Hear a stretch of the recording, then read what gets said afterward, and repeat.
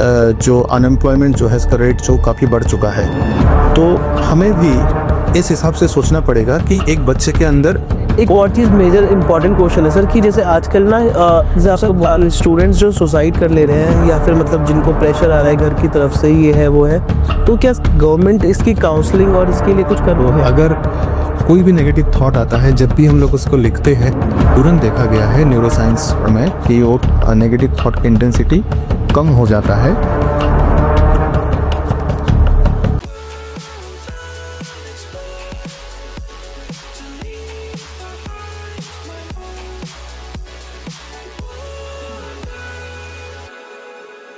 So hello everyone, this side is Ayush from talk with feel podcast. And जैसा कि आप सभी लोग जानते हैं, हमने बहुत सारे लोगों के पॉडकास्ट करे and businessman, owners, astrologer, numerologer.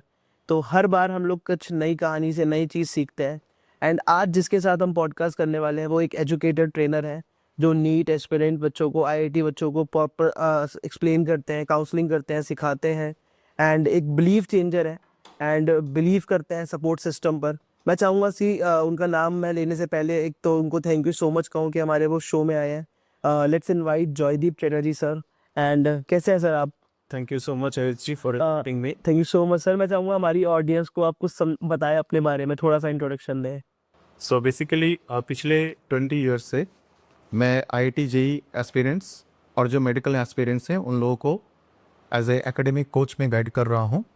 But इसके साथ साथ मैंने देखा कि बहुत सारे स्टूडेंट्स एकेडमिक प्रेशर को अच्छे तरीके से हैंडल नहीं कर पा रहे हैं, तो मेरा और एक रोल होता है कि बच्चे का काउंसलिंग करना, और ऐसे मोटिवेशनल स्पीकर भी मैं काम कर रहा हूँ, और एक बिलीव चेंज कोच के तरह भी मेरा काम अभी चल रहा है। तो सर जैसा कि आपने मुझे बताया कि आप काउंसलिंग भी काफ़ी बच्चों की करते हैं एंड बहुत सारे बच्चों की ट्रेनिंग भी लेते हैं, तो आजकल क्या माहौल है बच्चों का? मतलब डरे हुए हैं लाइक करियर को लेकर या फिर बहुत कॉन्फिडेंट हैं?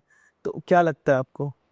आयुष जी, सबसे इम्पॉर्टेंट बात यह है कि आज का जो माहौल है, इस माहौल में ज़्यादातर जो बच्चे हैं, मैंने देखा कि मोस्ट ऑफ द स्टूडेंट्स उनका फोकस जो है करियर के प्रति तो है, लेकिन एक कॉन्फिडेंस को अगर मैं देखूं तो कॉन्फिडेंस का काफ़ी कमी अच्छा। देख रहे हैं बच्चों के। इस एकेडमिक जो प्रेशर है, क्योंकि कंपटीशन पहले से काफ़ी बढ़ चुका है, ये तो है। तो बच्चे जो है कंपटीशन को ठीक से हैंडल नहीं कर पा रहे हैं, बहुत सारे बच्चे। तो कई सारे इंसिडेंट भी हो रहा है, जैसे कि 2018 में जो नेशनल क्राइम रिकॉर्ड ब्यूरो के हिसाब से इंडिया में सबसे ज़्यादा among the students suicide rate था। अच्छा। तो ये काफ़ी अलार्मिंग है। तो सर स्टूडेंट्स जो सुसाइड कर ले रहे हैं या फिर मतलब जिनको प्रेशर आ रहा है घर की तरफ से, ये है वो है, तो क्या गवर्नमेंट इसकी काउंसलिंग और इसके लिए कुछ कर रही है अभी? देखिए, हर एक स्कूल में काउंसलर होते हैं, और उनका जॉब है कि बच्चे को बहुत अच्छी तरह काउंसलिंग करना। लेकिन जहाँ तक मैं समझ पाया कि कई बार बच्चे अपने जो प्रॉब्लम्स है वो बहुत अच्छी तरह काउंसलर से शेयर नहीं कर पाते। शेयर नहीं कर पाते। तो क्योंकि काउंसलिंग तभी पॉसिबल है जब बच्चे अपने मन की बात आपके सामने रखेगा, लेकिन वो तभी हो पाएगा जब आपके ऊपर पहले तो ट्रस्ट उनका बिल्डअप हो, एक बहुत अच्छा रैपो हो, तभी आप उनका काउंसलिंग इज पॉसिबल। ओके। तो सर जैसे कि मतलब बच्चे अगर नहीं खुल पा रहे हैं तो उसमें भी कहीं न कहीं हम बड़ों की ही दिक्कत है कि उनके साथ हमने इतना लाइक बिहेवियर नहीं सेट करा है या फिर माँ-बाप ने इतना ज़्यादा नहीं उनके साथ फ्रैंक हुए हैं। तो जिससे वो बच्चे खुल के नहीं जवाब दे पा रहे हैं या खुल के अपनी कोई भी मन की बात नहीं शेयर कर पा रहे हैं। तो इसमें आप माँ-बाप से क्या कहना चाहेंगे या टीचर से क्या कहना चाहेंगे? देखिए, जो पेरेंट्स है, पेरेंट्स का तो बहुत बड़ा रोल है, क्योंकि अगर पेरेंटिंग सही हो तो बच्चे के मन में कॉन्फिडेंस बिल्डअप होता है। लेकिन अगर पेरेंटिंग उसमें अगर कोई प्रॉब्लम है तो बच्चे के अंदर भी देखा गया है कि बच्चे सब्र करते हैं। तो पेरेंट्स को सबसे पहले अपना जो रोल है बहुत पॉजिटिव रोल प्ले करता है। ओके। एंड सर अभी बच्चे ना बहुत कंफ्यूज होते हैं, मतलब एक आफ्टर स्पेशली 10th के बाद कि what will choose like science, commerce और आर्ट्स, क्योंकि वहाँ पता नहीं होता।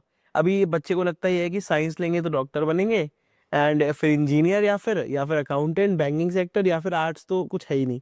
लोगों को ऐसा लगता है, तो यहाँ पे बच्चे बहुत करियर को लेके बहुत कंफ्यूज होते हैं। तो इसमें क्या इंपॉर्टेंट है, बच्चे का नेक्स्ट स्टेप क्या लेना चाहिए उसे? ओके, आपका बहुत अच्छा क्वेश्चन है। देखिए, सबसे पहले तो मैं ये कहूँगा कि एक कन्वेंशनल जो थिंकिंग देखा गया है हमारे सोसाइटी में कि बच्चा अगर अच्छा होगा पढ़ने में तो या तो डॉक्टर बनना चाहिए या तो इंजीनियर बनना चाहिए। लेकिन मैं सबसे पहले तो ये कहूँगा कि आज आप देखेंगे एआई आने के बाद खास करके जो आईटी इंडस्ट्री में काफ़ी जो अनएम्प्लॉयमेंट जो है इसका रेट जो काफ़ी बढ़ चुका है। तो हमें भी इस हिसाब से सोचना पड़ेगा कि एक बच्चे के अंदर कौन सा टैलेंट है, क्योंकि हर कोई डॉक्टर या इंजीनियर बनने के लिए नहीं मतलब वो स्किल सेट नहीं है उनके अंदर। सही बात है। हाँ, लेकिन ये चीज़ को पहले देखना पड़ेगा कि बच्चे के अंदर क्या उसका इंटरेस्ट है, क्या ट्रेट है, फिर अकॉर्डिंग टू दैट हम लोग उसको करियर के लिए सजेस्ट कर सकते हैं। ग्रेट। एंड सर, जैसे आपने बताया सुसाइडल रेशियो काफ़ी बढ़ गया है, तो इसका क्या सबसे बड़ा रीज़न मानते हैं आप? सबसे बड़ा रीज़न होता है एक्सपेक्टेशन। सोसाइटी का एक्सपेक्टेशन है, पेरेंट्स का एक्सपेक्टेशन है, और इसको मैं कहूँगा कि ऑल और नो थिंकिंग, ये माइंडसेट है। ऑल और नो थिंकिंग का मतलब है अगर मुझे आईआईटी में मैं चला गया तो ही मैं कुछ हूँ, और अगर मैं नहीं जा पाया तो मैं कुछ भी नहीं। ये तो है, लेकिन सर हर किसी की स्पेशलिटी, हर बच्चे की स्पेशलिटी अलग होती है। जैसे बंदर है तो वो पेड़ पे चढ़ ही सकता है ना? सांप है तो शायद पानी में तैर सकते हैं, मछली भी पानी में तैर सकती है, हर किसी की स्पेशलिटी अलग है। अब हम बोलेंगे मछली को चढ़ने नहीं चढ़ पाएगी। तो यहाँ पे जो पेरेंट्स हैं, जो टीचर्स हैं, उनकी थिंकिंग को हम कैसे सही कर सकते हैं कि एक बच्चे की स्पेशलिटी क्या है और वो कैसे सही उसको पहचाने और उस पाथ पे आगे बढ़े? इस पे क्या करना चाहिए एक इंसान को? देखिए, अभी तो रिसर्च में इसके बारे में काफ़ी ज़्यादा रिसर्च हो रहा है, और काफ़ी साल पहले हमारे जो एजुकेशनल जो सिस्टम था, जो एजुकेशन सिस्टम था हमारे इंडिया में भी, वहाँ पर भी बहुत सारी चीज़ हम लोग देखते थे। पराविद्या का कॉन्सेप्ट था, जो self knowledge and materialistic world के बारे में जो नॉलेज, ये सारी चीज़ था। ओके। अब देखिए, सबसे पहले जैसे मैं एक एग्जांपल देना चाहूँगा कि doctor Harvard Garner Harvard university के उनका एक रिसर्च है दैट इज़ मल्टीपल इंटेलिजेंस के ऊपर। So according to Harvard Gardner, उन्होंने ये कहा था कि जो आईक्यू का कॉन्सेप्ट को उन्होंने चैलेंज किया था। उनका ये मानना है कि हर एक बच्चे में कुछ ना कुछ टैलेंट होता है। तो अगर हम लोग मॉडर्न रिसर्च को अगर देखेंगे तो हम लोग ये नहीं कह सकते, बिल्कुल ये कहना गलत है कि कोई भी मतलब कोई बच्चे के अंदर टैलेंट नहीं है। तो सबसे पहले हमें तो एजुकेट करना है पेरेंट्स को, और बच्चे को जो ट्रेन कर रहे हैं उनको भी हमें प्रॉपर तरीके से एजुकेट कर रहे हैं। आंसर जैसा क्या होता है कि बच्चों के ऊपर काफ़ी मेंटल प्रेशर रहता है करियर को लेकर। तो ये बचपन से मतलब बिल्ड होता है या फिर मतलब आप आसपास समाज में जब कंपटीशन देखते हैं, जब बच्चे देखते हैं कि यहाँ पे ये आगे बढ़ रहा है, तो इन सब चीज़ों को मतलब फेस करता है वो तब होता है, और ये सही भी है या गलत है? ओके। देखिए, देखा गया है कि एक बच्चे का जो माइंडसेट है ये डेवलप होता है 6 साल तक, ओके। बचपन में। ओके। 6 साल तक, क्योंकि हमारे जैसे रिसर्च में ये पाया गया कि ब्रेन जो है सारी चीज़ को एक्सेप्ट कर लेता है। मतलब कुछ भी हम लोग कहते हैं, क्योंकि उस समय उतना ज़्यादा एनालिटिकल एबिलिटी नहीं होता है। ठीक है। तो वो जो 6 साल तक अगर बच्चे बहुत पॉजिटिव एनवायरनमेंट पे रहा तो देखा गया है कि बच्चे मेंटली भी काफ़ी स्ट्रांग होते हैं। और अगर अगर बचपन बहुत अच्छा नहीं है, मतलब नहीं है इन द सेंस, मैं ये नहीं कह रहा हूँ कि बाहर से अच्छा नहीं है, मतलब मैं कह रहा हूँ कि अगर इनकरेजमेंट नहीं मिला है, अपने बारे में अगर सेल्फ डाउट है, तो फिर बाद में जाके बिहेवियर में भी वो चीज़ देखा गया है। Okay, okay, okay. आंसर जैसा आपने बताया कि एआई आने वाला है, जो चल भी रहा है, काफ़ी डेंजरस भी है और हेल्पफुल भी है, वो हमारे दोनों चीज़ों में है। तो एआई से क्या बच्चों को खतरा है? जो आगे आने वाले बच्चे हैं जिनको पढ़ रहे हैं, जो जॉब्स के बेसिस पे मतलब कम्युनिकेशन जो उनका प्रॉपर हो गया, आजकल तो बराबर बातें होने लग गई एआई से, तो क्या खतरा है उससे हमारे को? अभी बेसिकली जो हमारे जो प्रोग्रेस है, जो एक कलेक्टिव इंटेलिजेंस के ऊपर डिपेंड कर रहा है। और घर पे बैठ के बच्चा जो है, कोई भी बच्चा में घर पे बैठ के सारे रिसोर्सेज को मतलब गैदर कर सकते हैं। तो अब पढ़ाई में अगर प्रॉपर तरीके से अगर उसको यूज़ किया जाए तो मैं समझता हूँ कि एआई बहुत अच्छा है। लेकिन ये देखना पड़ेगा कि हमारा जो फोकस कभी कभी डिस्ट्रैक्शन भी आ जाता है। तो डिस्ट्रैक्शन अगर ज़्यादा हो रहा है तो डेफिनेटली एआई हार्मफुल हो सकता है। वो तो खैर किसी भी चीज़ के लिए डिस्ट्रैक्शन है ना, खराब है ही है, मतलब किसी भी चीज़ में भी डिस्ट्रैक्शन होगा तो चीज़ें खराब आएंगी आएंगी, वो तो है ही है।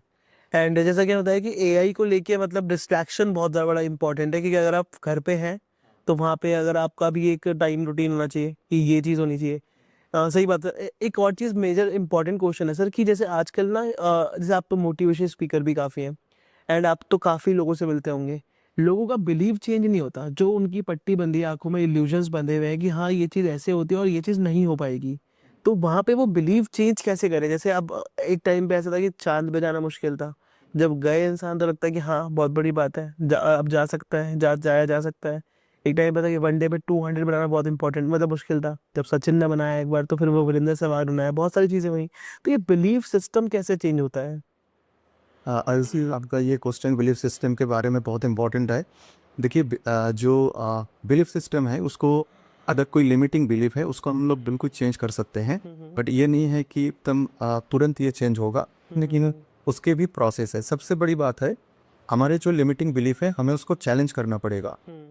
जैसे कि अगर किसी ने मान लिया कि मेरा अगर मैथ्स में एक बार कम मार्क्स आया है तो मैं मैथ्स में अच्छा नहीं हूँ, तो लेकिन अगर हम लोग कभी चैलेंज नहीं करते हैं, अगर जो बच्चा चैलेंज करेगा कि एक बार देखते हैं कि क्या ये हमेशा सही होगा, और अगर थोड़ा सा अवेयरनेस को बढ़ाएंगे, जैसे न्यूरोप्लास्टिसिटी, अकॉर्डिंग टू न्यूरोप्लास्टिसिटी देखा गया है कि जैसे हम लोग बिहेव करेंगे उसी हिसाब से ब्रेन में भी हमारे स्ट्रक्चरल मॉडिफिकेशन हो रहा है। तो मतलब जैसे हमारे जो न्यूरो कनेक्शंस है ब्रेन में नए नए बनते हैं, जिस हिसाब से हम लोग बिहेव करेंगे। तो कोई भी बच्चा अगर मैथ्स में या कोई भी सब्जेक्ट में अगर वीक है, तो लेकिन अगर वो प्रैक्टिस ज़्यादा बढ़ाएगा तो ऑटोमेटिकली ये अकॉर्डिंग टू द न्यूरोप्लास्टिसिटी नए नए न्यूरो कनेक्शंस बनेंगे, एंड डेफिनेटली उसमें कॉम्पिटेंसी भी आ जाएगा, तो चेंज होगा duet system. And sir communication skills and behavioural issue कितना इम्पोर्टेंट है किसी भी लाइफ की सक्सेस पाने के लिए? सबसे important first thing and last thing that is the communication skills. Okay. And communication का मतलब ये नहीं है कि दूसरे के साथ कम्युनिकेट करना, खुद के साथ ही I think this is more better, वो दिस इज मोर इम्पोर्टेंट। क्योंकि जब कोई भी इंसान नेगेटिव एनवायरनमेंट पे है या नेगेटिव सिचुएशन में है, वो अपने आप को क्या बोल रहा है, अपने माइंड के जो रिसोर्सेज है, हमारे दो इम्पॉर्टेंट, बहुत इंपॉर्टेंट रिसोर्सेज है।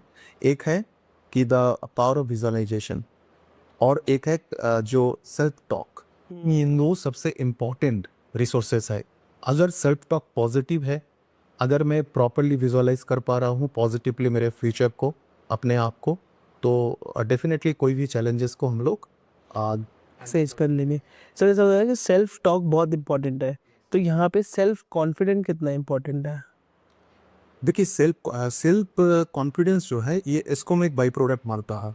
सेल्फ कॉन्फिडेंस आता है प्रिपरेशन से, एंड डेफिनेटली जब जब प्रिपरेशन अच्छा होगा, लेकिन प्रिपरेशन अच्छा होने के लिए पहले मेरा सेल्फ टॉक अच्छा होना चाहिए। मैं हमेशा कह रहा हूँ कि मैं अच्छा नहीं करूँगा, तो कई बार हमें पता ही नहीं होता है कि हमारे अंदर इतने नेगेटिव सेल्फ टॉक चल रहा है। तो पहले तो अवेयर होना पड़ेगा और उसको चेंज करना पड़ेगा। Okay. And sir self confidence और सेल्फ बिलीव में कितना फ़र्क है, मतलब बहुत ज़्यादा फ़र्क है? देखिए, कॉन्फिडेंस, सेल्फ कॉन्फिडेंस कोई एक मोमेंट में जैसे सेल्फ कॉन्फिडेंट हो गया बच्चा, कोई चैलेंज आया और अपना कॉन्फिडेंस दिखा, लेकिन वो कॉन्फिडेंस के पीछे क्या है, बिलीफ सिस्टम है। ओ, कनेक्शन है। Yes, connection. बिलीफ सिस्टम का सिंह है तो कॉन्फिडेंस आपको दिखेगा। सर इट्स सर जैसा हम देखते हैं कोटा में इतने बच्चे पढ़ रहे हैं, ऑलमोस्ट डेली सुसाइड्स होते हैं वहाँ पे, या फिर ऐसे कह सकते हैं डेटा सबसे ज़्यादा वहीं से आता है सुसाइडल का कि बच्चे पढ़ रहे हैं, बट कुछ ऐसी जगह है जहाँ से हमें आ नहीं पाता डेटा, यहाँ भी इतने सुसाइड होते, तो आपको क्या लगता है कि प्रेशर कहाँ पे ज़्यादा दिया जा रहा है, पूरे सब जगह ही है, या फिर कोटा में स्पेशली जो बच्चे पढ़ रहे हैं वो देख भी रहे होंगे, तो वहाँ पे प्रेशर की वजह से या फिर मार्क्स की वजह से या कंपटीशन इतना है वहाँ पे कि बच्चे वहाँ पे सर्वाइव करना मुश्किल हो जाता है कभी कभी, क्योंकि हालांकि बहुत अच्छे टॉपर्स भी निकले हैं वहाँ से। यस। आज जी, आपने जो क्वेश्चन अभी अभी पूछा, तो इसमें अगर देखेंगे, जैसे ये बिल्कुल सही है कि वहाँ पर बहुत सारे बच्चे टॉपर्स भी वहाँ से निकले।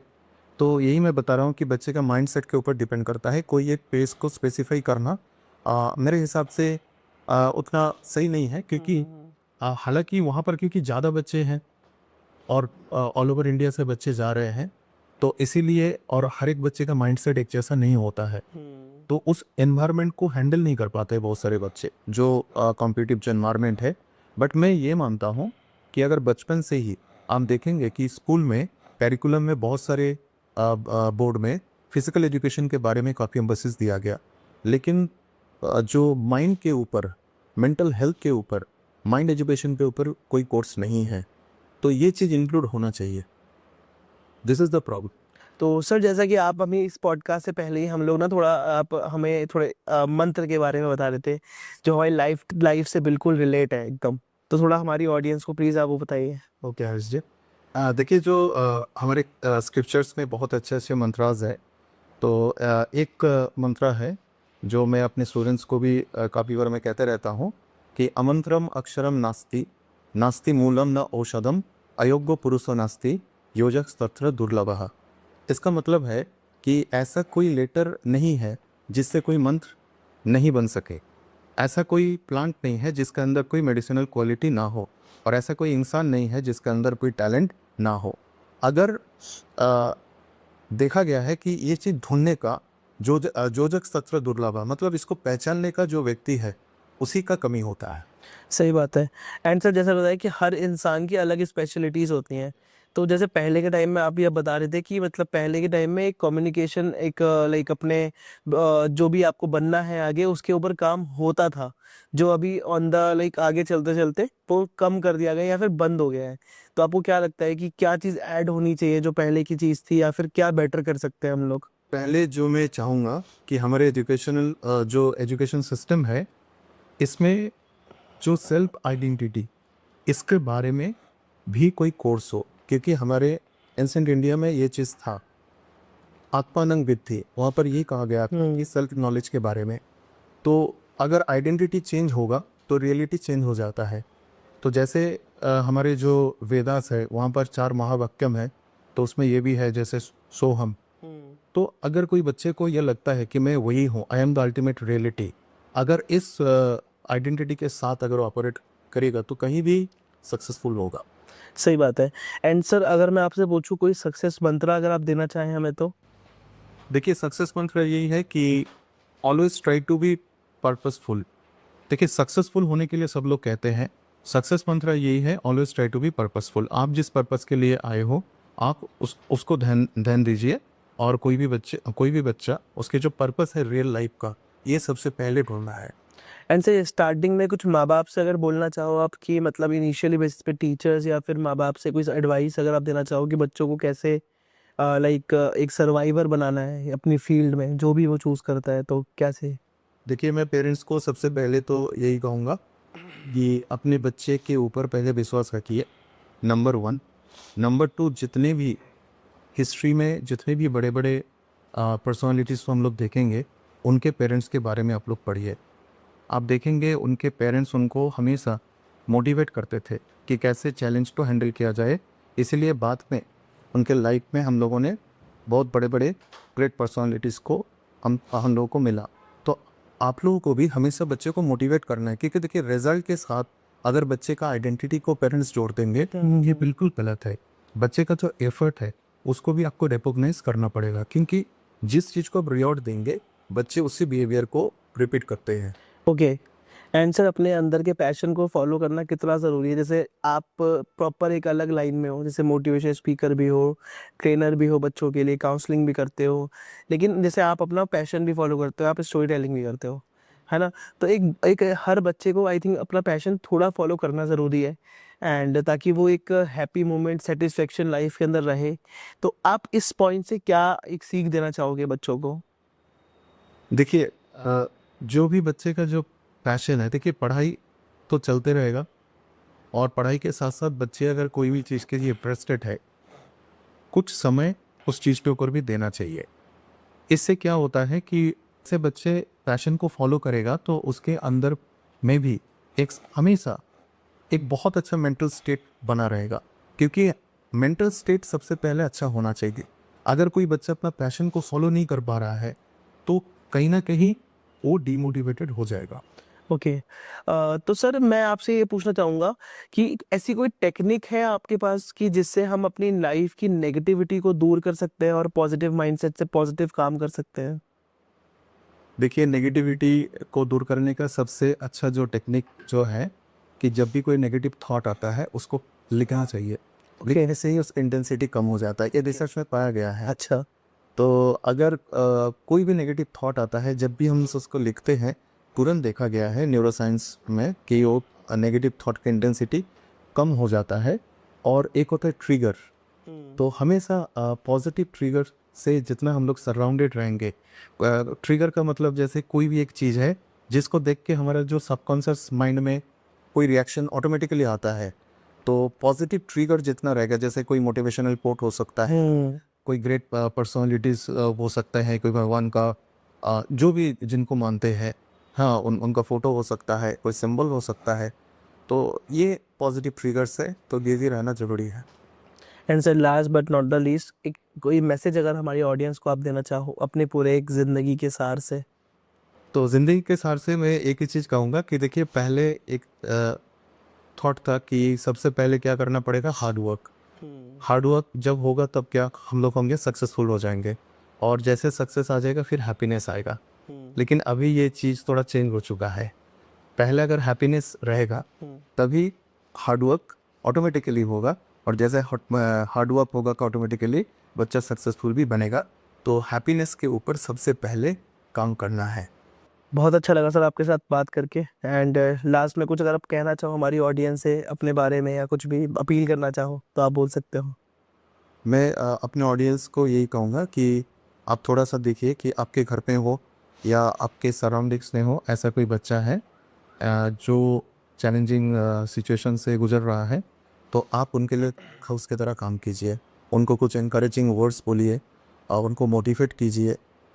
थोड़ा सा इनकरेजमेंट, थोड़ा सा मोटिवेशन बहुत बड़ा काम कर सकता है। तो मैं चाहूँगा कि सारे लोग एक ट्रांसफॉर्मेशनल लीडर की तरह काम करें। सो आप सुन रहे थे जॉयदीप चैटर्जी सर को। एंड सर मैं इसलिए बोलूँगा कि आज की जो बातें हुई हैं वो बहुत ही ज़्यादा इंपॉर्टेंट हुई है और यूथ की हेल्प करने के लिए हुई है। तो जितने भी बच्चे पढ़ रहे हैं, जितने भी बच्चे अपने पैशन को फॉलो करना चाहते हैं, वो कहीं ना कहीं इस पॉडकास्ट से बहुत ज़्यादा रिलेट कर पाएंगे। एंड आज का पॉडकास्ट बहुत ही ज़्यादा हेल्पफुल रहा। एंड लास्ट में अगर जो लोग यहाँ तक इस पॉडकास्ट को सुनते हुए आ गए हैं, तो ऑफ कोर्स इस पॉडकास्ट से उनको काफ़ी ज़्यादा हेल्प मिली होगी। एंड सबसे अच्छी बात ये है कि अगर आप सर से कनेक्ट करना चाहते हैं तो सर का लाइक इंस्टाग्राम का लिंक एंड फ़ोन नंबर या कुछ भी मैं लिंक डिस्क्रिप्शन में डाल दूंगा, कि अगर आप सर से काउंसलिंग कराना चाहते हैं या सर के साथ आप मिलना चाहते हैं या सर से कनेक्ट करना चाहते हैं, तो आप वहाँ पे जाके सर को कनेक्ट कर सकते हैं। सर जैसे ही फ्री होंगे आपको, वो अवेलेबल होते ही आपको मैसेज पे रिप्लाई करेंगे। And once again thank you so much for coming our show sir. मैं बहुत अच्छा लगा, आज बहुत सारी ऐसी बातें हुई जो कहीं ना कहीं लोगों की बहुत ज़्यादा हेल्प करेगी। And thank you so much for coming our show sir, thank you so much. And last में सर एक चीज़ और मैं कहूँगा आपसे, कि अगर आप कुछ बताना चाहें, कैसा लगा आपको आके, एक फीडबैक देना चाहें तो आप दे सकते हैं। आयुष जी, मुझे बहुत अच्छा लगा, और आज ये जो अपॉर्चुनिटी मुझे मिला अपने बात रखने का आ, आप लोगों के थ्रू ऑडियंस के सामने, तो मुझे बहुत अच्छा लगा। खास करके ये जो एनवायरनमेंट है बहुत अच्छा है। बहुत ही ज़्यादा पॉजिटिव एनवायरनमेंट है, बहुत पॉजिटिव वाइब्स है। तो जो क्रिएटिविटी एकदम भरा हुआ है स्टूडियो में, तो बहुत अच्छा लग रहा है। जैसे पहले आप आए थे तो पूरा वाइट थी सब कुछ, अब तो पूरा बन गया है। तो आई थॉट आपको अच्छा लगा होगा यहाँ पे आकर। बहुत बहुत अच्छा लगा, बहुत अच्छा लगा। ठीक है, thank you so much sir. हम फिर एक एपिसोड शूट करेंगे सर के साथ। जैसे भी जिसके कोई भी क्वेरी आती है, आप लिंक डिस्क्रिप्शन में डाल देना या क्वेश्चन पूछ लेना, ताकि हम सर को दोबारा बुलाएं, दोबारा एक एपिसोड शूट करें। And thank you so much for coming again.